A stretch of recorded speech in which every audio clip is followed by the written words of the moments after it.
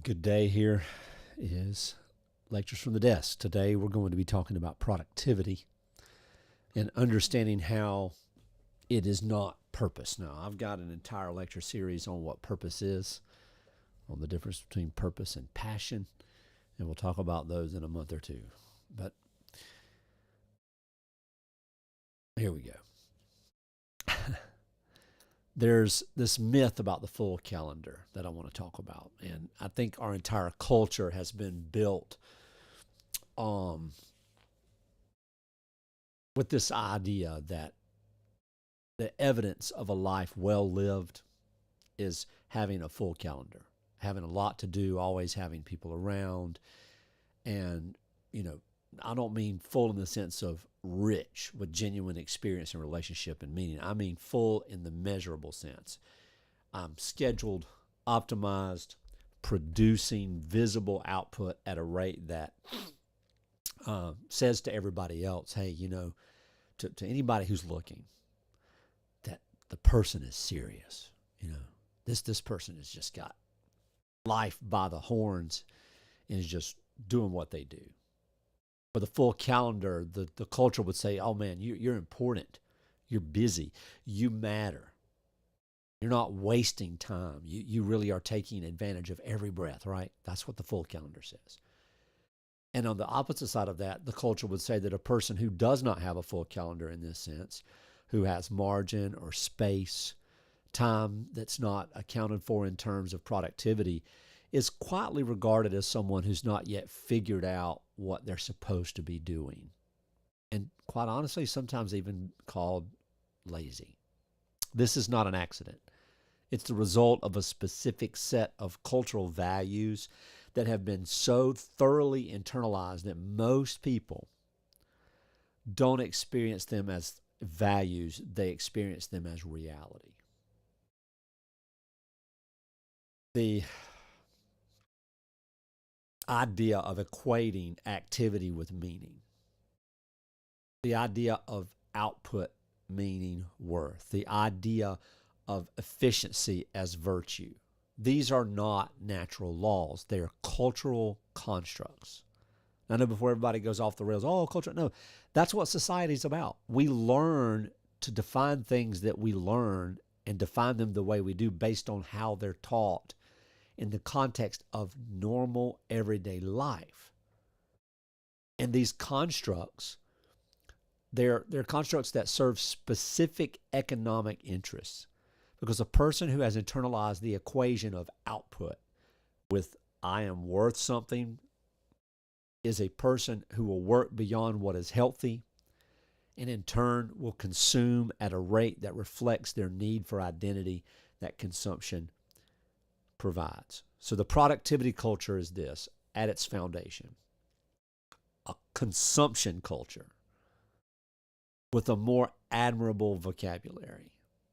Now, I'm not arguing against productivity. I'm a very productive person. The capacity to do meaningful work, to sustain effort over time, to bring genuine competence to tasks that matter. Excellence.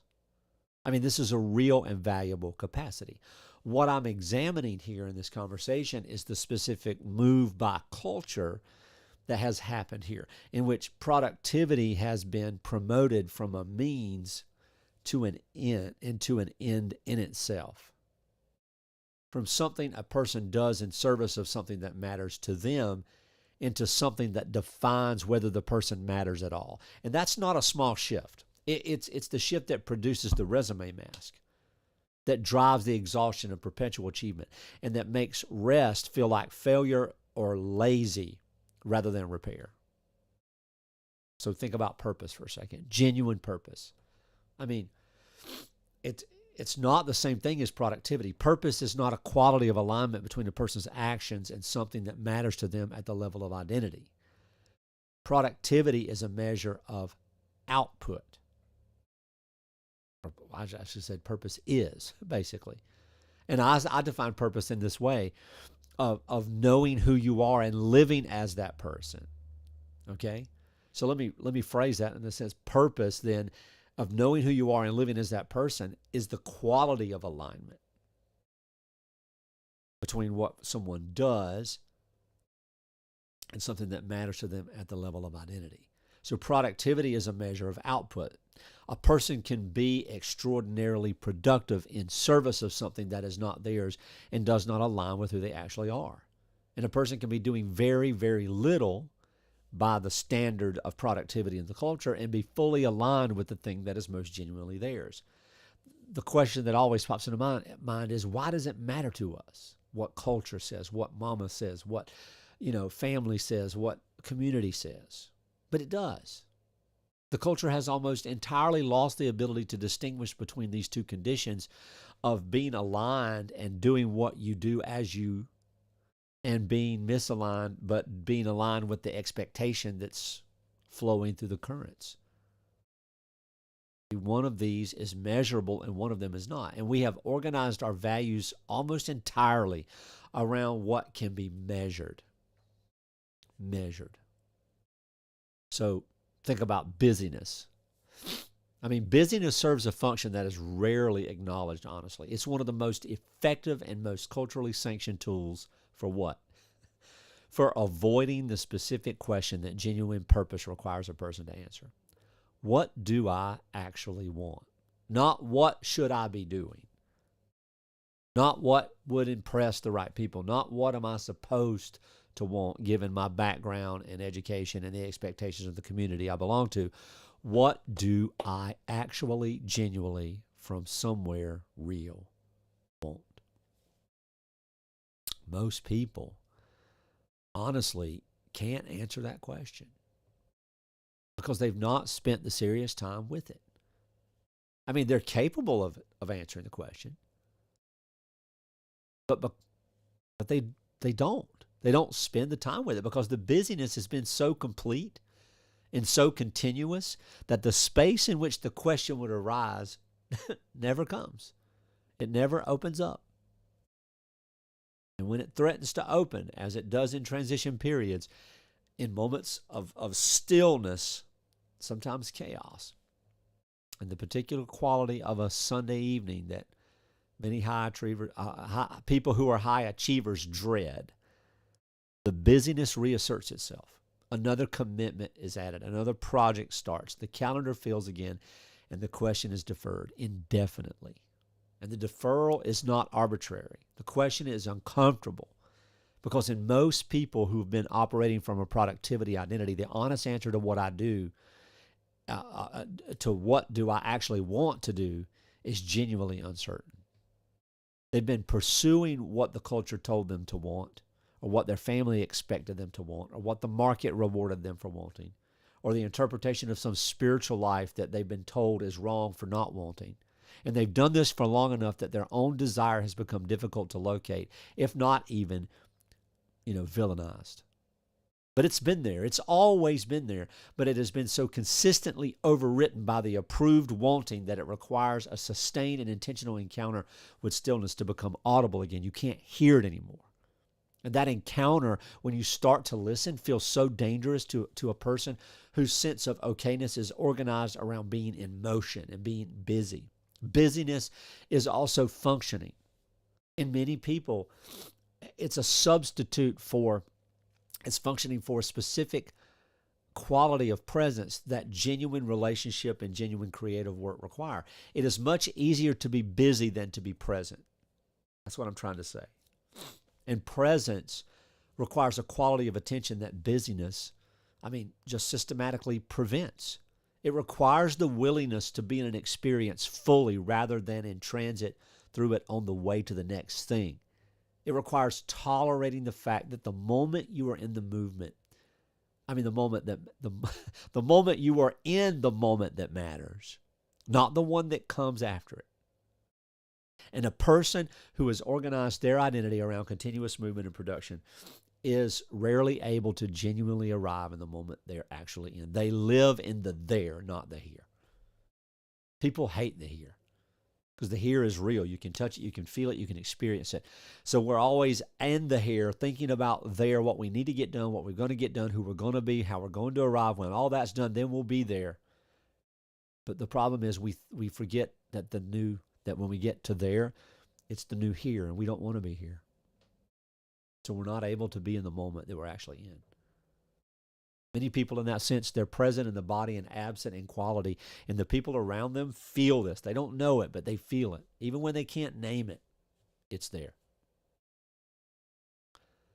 So let me describe the texture of a purposeful life as distinct from a productive life, because I think most people have never seen this modeled. They've seen productive lives, modeled perfectly, so-called, and extensively. The culture is full of them.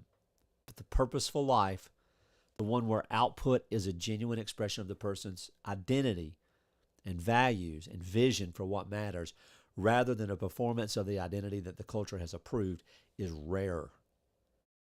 And honestly, I've never personally seen it to the last 3 years. And its rarity makes it harder to recognize as an option, right? And even then, we can perform purpose. The primary quality of a purposeful life is that the work feels different from the inside. Not easier necessarily, often harder. Purpose-driven work can be extraordinarily demanding, but the demand comes from some other place, from a different place. It comes from the desire to do the thing well because the thing matters, not from the anxiety of what the thing's quality says about a person's worth. And work from that place has a different quality of sustainability. It is demanding in ways that the person can recover from. It does not produce the particular exhaustion of continuous performance, which is an exhaustion that rest does not fully address. Why? Because the performance restarts the moment the person returns to the context that requires it.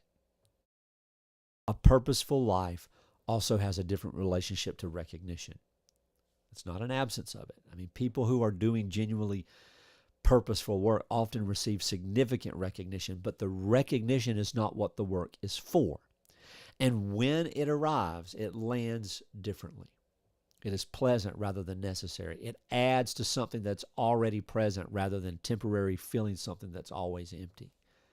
And when it does not arrive, when the work goes unrecognized or is criticized or is simply ignored, the person doing it from purpose is genuinely less destabilized, typically because their sense of the work's value is not housed in the audience's response. So let's consider what's actually yours for a minute.